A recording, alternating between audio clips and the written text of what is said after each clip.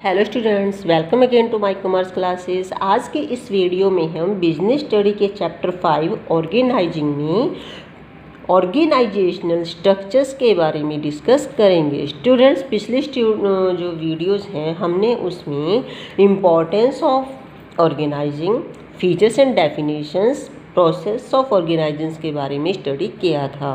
उम्मीद है कि आपको वो वीडियो जो है अच्छे से समझ आ गई होगी। अगर आपको कोई इंक्वायरी या फिर डाउट है तो प्लीज़ आप जो है कमेंट जो है छोड़ सकते हैं, ठीक है जी। अब जो है हम स्टार्ट करते हैं organisational structures. Meaning, the organisational structures is the framework with in which managerials and operating task are performed. जैसे कि स्टूडेंट्स, मैंने आपको बताया था कि ऑर्गेनाइजेशंस क्या होता है। ऑर्गेनाइजेशंस होता है कि जहाँ पर ग्रुप ऑफ एक्टिविटीज़ होती हैं जो कि हम वर्कर्स में उनके कैपेबिलिटी स्किल्स के अकॉर्डिंग जो है डिवाइड करते हैं। सो इस प्रकार जो है ऑर्गेनाइजेशनल स्ट्रक्चर जो है एक फ्रेमवर्क है जिसमें मैनेजरियल्स एंड ऑपरेटिंग टास्क जो है परफॉर्म किए जाते हैं। Managerials means top level, mid level and lower level, and operating task जो कि वर्कर से रिलेटेड होते हैं। It specify the relationship between peoples, work and resources. और ये जो है आपके पीपल्स, वर्कर्स, वर्क जो आप टास्क काम करते हो, एंड रिसोर्सेज और किन साधनों से करते हो, इनके बीच में जो है एक गुड रिलेशन जो है स्पेसिफाई यानी कि एस्टेब्लिश करता है। It allows correlations and coordinations among human, physical and financial resources. और ये जो है ऑर्गेनाइजेशन स्ट्रक्चर जो है physical resources, human physical resources and financial resources के बीच एक अच्छा कोरिलेशन और कोऑर्डिनेशन बना के रखता है। अब factors affecting organisation structure, students ये इतने ज़्यादा इंपॉर्टेंट नहीं बट फिर भी थोड़ा आपको समझ में आना चाहिए। First of all, job assign. Job assign, जहाँ पर भी कभी जॉब असाइन की बात, डिज़ाइन की बात आती है तो आपको एक वर्ड याद करना, trap. Trap means task, R means relations, A means available resources, conditions and P for personal qualification। ये 4 पॉइंट्स आपने उसमें जो है लिख देने हैं। ये सभी को मिलकर इनमें जो है एक कोऑर्डिनेशन एस्टेब्लिश करता है। It prepares a list of various activities, किससे रिलेटेड, टास्क से related, to perform in a particular job. एक जॉब को, पर्टिकुलर जॉब को जो है किसको सौंपा जाए, यानी कि task, job, relations, available resources, conditions में क्या एस्टैब्लिश हुई। Second, departmentalisations. These activities are grouped into a manageable units and these manageable groups are called departmentalisations. जैसे कि हमने पीछे भी किया था कि हमने ग्रुप ऑफ एक्टिविटीज़ में इनको जो है यूनिट्स में मैनेज कर लेना है, और जो मैनेजेबल ये जो ग्रुप्स आपके बन जाएंगे इसको हम क्या कहते हैं, डिपार्टमेंटल। एक डिपार्टमेंट बन जाते हैं, जैसे purchase department, sales departments, production department, marketing department, ठीक है। नेक्स्ट है span of control. This refers to the number of subordinates that can be effectively managed by superior. Span means जो ऑफ कंट्रोल, यानी कि एक सुपीरियर जो है कितने नंबर ऑफ सबऑर्डिनेट्स को, वर्कर्स को जो है हैंडल कर सकता है, उनसे काम ले सकता है, कितने जो है अपने वर्कर से, एम्प्लॉयज से जो है इफेक्टिवली जो है काम ले सकता है, उसको मैनेज कर सकता है। This determine the level of management in the structures and this give rise to organisational structure. ये इस प्रकार जो है ये जो है मैनेजमेंट ऑफ स्ट्रक्चर्स को क्या करता है, डिटरमाइन करता है, और जो है एक ऑर्गेनाइजेशनल स्ट्रक्चर को जो है एस्टेब्लिश करता है, ठीक है। अब जो है आपके पास types of organisational structures. Organisational structure जो है आपके कितने प्रकार के होते हैं। अब ऑर्गेनाइजेशनल स्ट्रक्चर जो है आपके पास, the organisational structure can be classified into 2 categories. First of functional structures, second is divisional structure. Functional structures क्या होता है, फंक्शन, यानी कि अगर आप फंक्शंस के बेस पर ऑर्गेनाइजेशंस को बनाते हो, ठीक है। All the functions of similar nature are, यानी कि all the functions of similar activities या natures are divided into different similar जो है या smaller units known as department. हम जो है उनको सिमिलर एक्टिविटीज़ को छोटे छोटे जो है डिपार्टमेंट में या यूनिट्स में बना देते हैं, दैट इज़ द उनके फंक्शंस के बेस पे। The function of manufacturing concern can be divided into productions department, marketing department, finance department and personal department.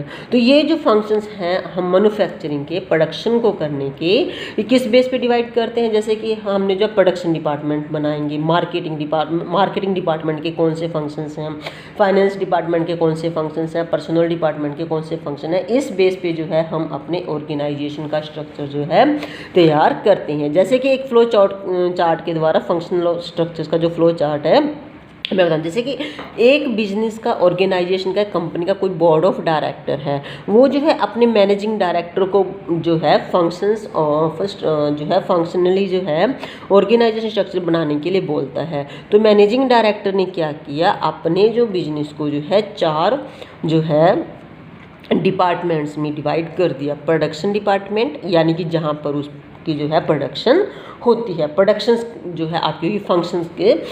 Marketing department में हम जब हमारी प्रोडक्शन बनकर तैयार हो गई तो उसको सेल करने के लिए सबसे पहले हमें मार्केटिंग की ज़रूरत पड़ती है कि मार्केट में प्रोडक्ट को, नए प्रोडक्ट को किस प्रकार लाया जाए, उससे रिलेटेड जो भी फंक्शन है वो मार्केटिंग में आएंगे। उसके बाद फाइनेंस डिपार्टमेंट यानी कि जो आपकी सेल्स हो गई, तो सेल के बाद आपके पास पैसा आएगा, जो पैसे से रिलेटेड जो भी डिपार्टमेंट बनेगा that is the finance department. Personal department यानी कि आपके पास जो है एक व्यक्तिगत जो है अपने वर्कर्स का, जो एम्प्लॉयज़ का जो आपने ध्यान कैसे रखना, उनको कितनी सैलरी देनी है, कि उनका जो टाइम कैसे रखना है, वो जो किस टाइम आएंगे, वो सारा पर्सनल डिपार्टमेंट में आ जाएगा।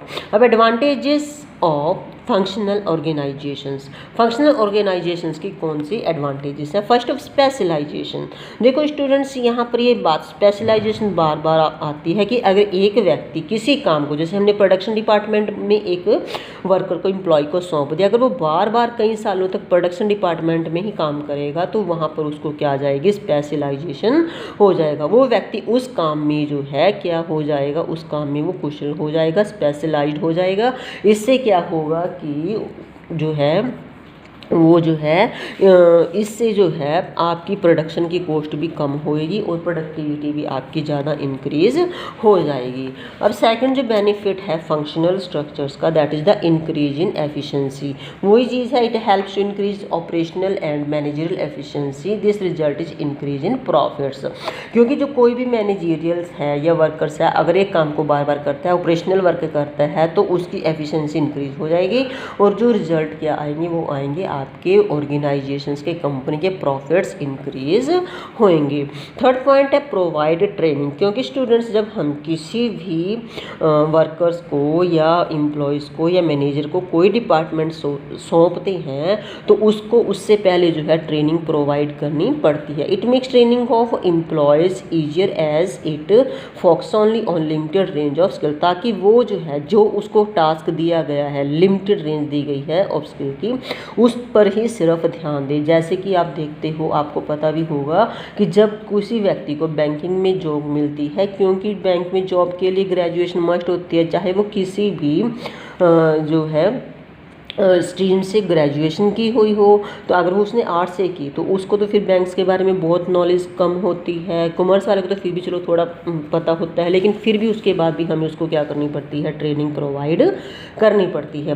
फॉर इज बेटर सुपरविजन से एवरेज सुपरविजर जो है, सुपीरियर जो है is an expert in his own area. हर एक सुपीरियर जो है अपने एरिया में एक्सपर्ट होएगा, because he will be successful in making proper planning and execution. क्योंकि उसके अंडर सिर्फ जस्ट एक वो ही डिपार्टमेंट होएगा, तो उसके लिए वो प्रॉपर प्लानिंग करेगा और उसको एग्जीक्यूट भी करेगा।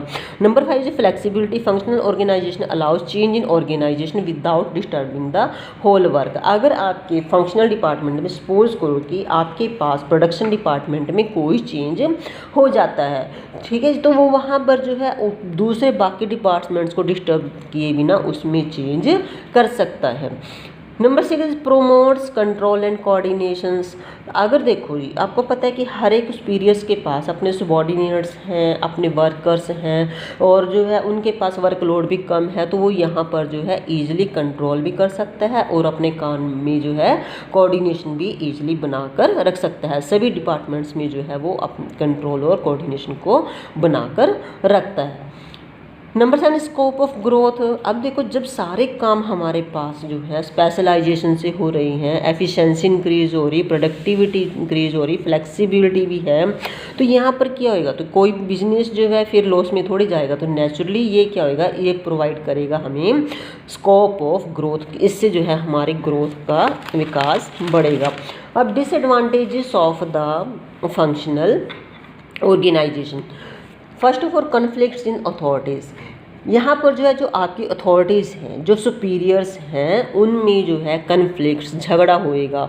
वो कहेंगे कि हमने जो है इस व्यक्ति को से काम लेना है। The principle of unity of command जो है यहाँ पे उसका जो है धज्जियाँ उड़ाई जाएंगी। क्यों? क्योंकि जो है एक subordinate is answerable to many bosses.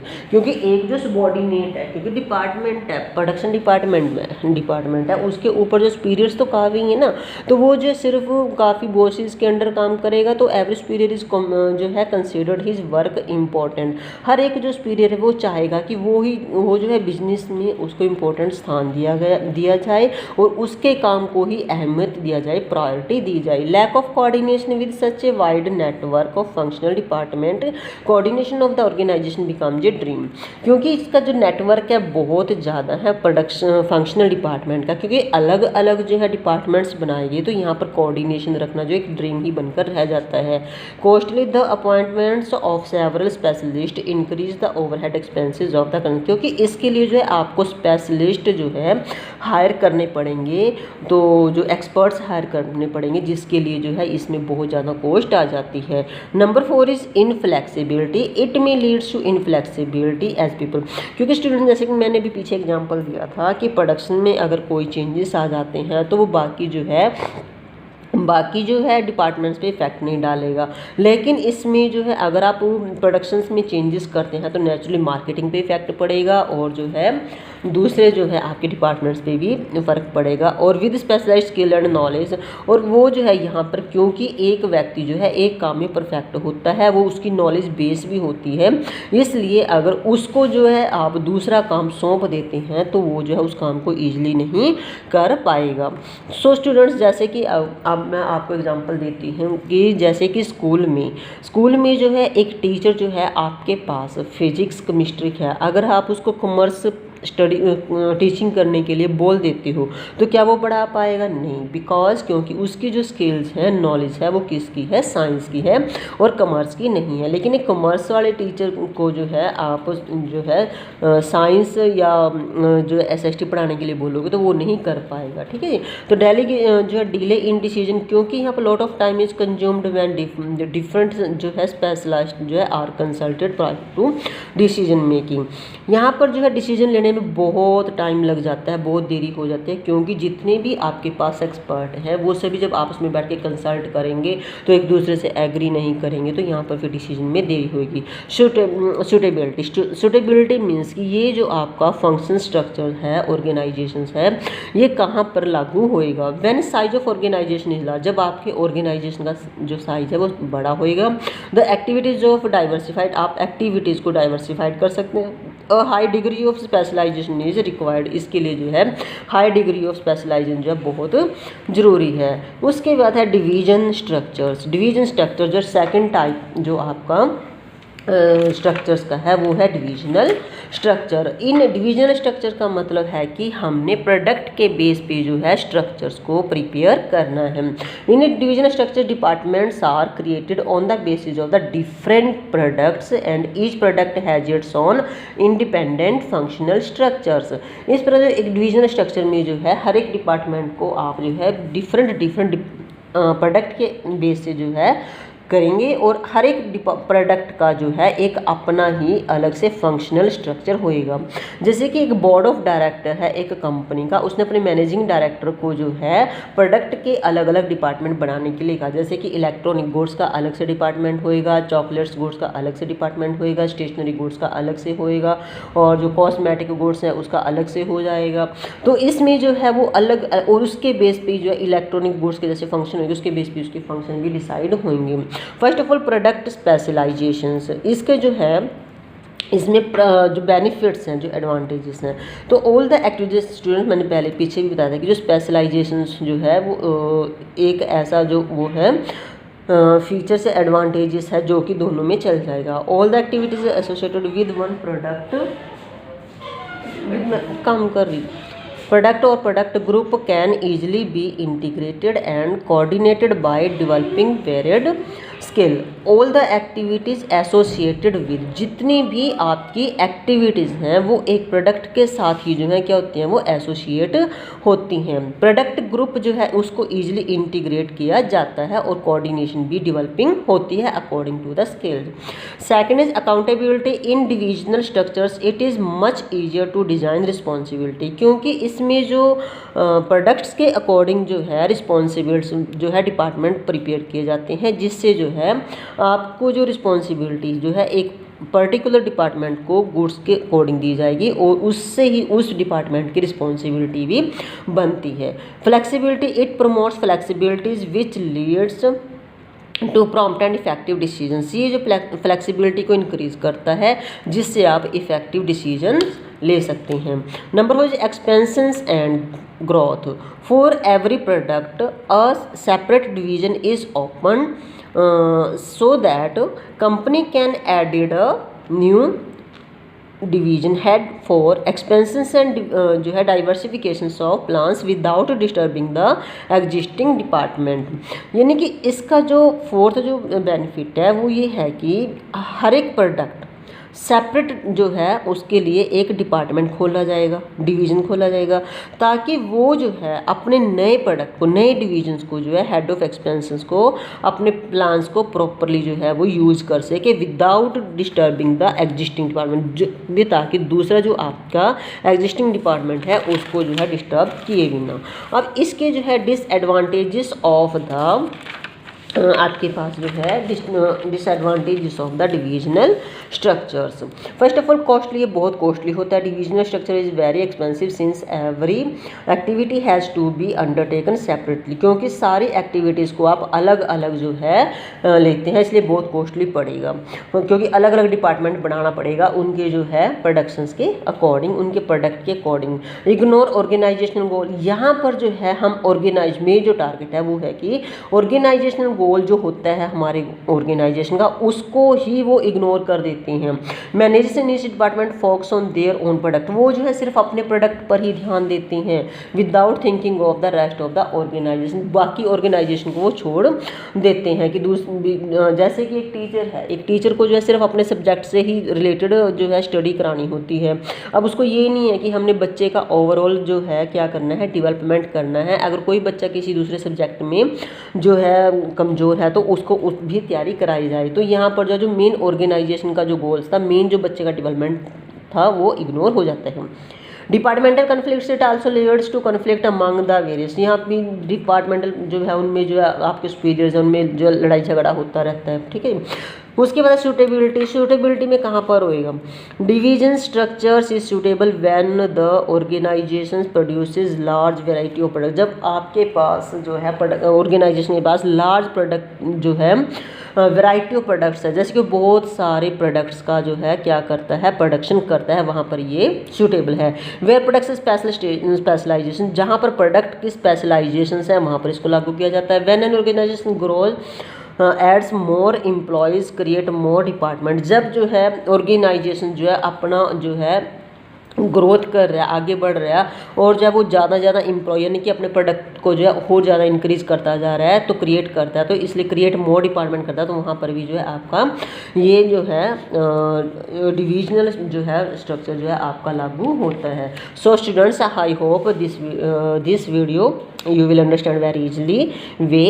So please my video को जो है आप ज़्यादा से ज़्यादा जो है शेयर करें, सब्सक्राइब करें, ताकि दूसरे बच्चे भी इसका जो है ज़्यादा से ज़्यादा फ़ायदा उठा सकें। अगर रिटन नोट्स के लिए अगर आपको रिटन नोट्स चाहिए तो प्लीज़ आप जो है मेरे नंबर पे या मुझे जो है इसमें कमेंट सेक्शन में आप जाके जो है कमेंट कर सकते हैं। So please share, like and subscribe my video. Thank you.